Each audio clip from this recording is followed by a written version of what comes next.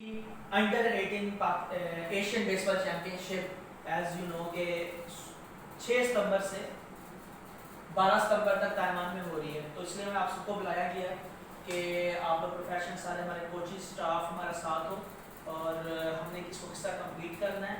और चैलेंजेस बहुत ज़्यादा हैं हमारे सामने और इसके अंदर हमने खिलाड़ियों को कम टाइम दे सकते हैं ग्राउंड के अंदर, वो अपने ही घरों में आइसोलेटेड है, तो उनसे हम राब्ते में हैं और ताकि वो प्रैक्टिस करते रहें।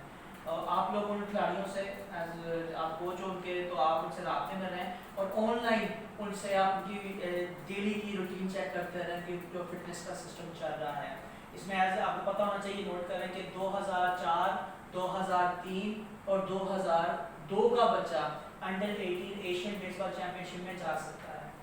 तो मेन टारगेट ये है कि हमने कम्पीट करना है, अल्लाह करे खैरियत से पाकिस्तान के अंदर ये कोरोना वायरस के ये जो वबा है ये रुके, हमें फिलहाल पोस्टपोन नहीं हो रहा। इंटरनेशनल बेसबॉल की जो फेडरेशन ने अपना ये डेट्स निकाल दी हुई हैं, हमने उस चीज़ को फॉलो करना है। अगर नहीं करते तो हमारे पाकिस्तान जो टीम है, पाकिस्तान जो रैंकिंग इसमें नुकसान है।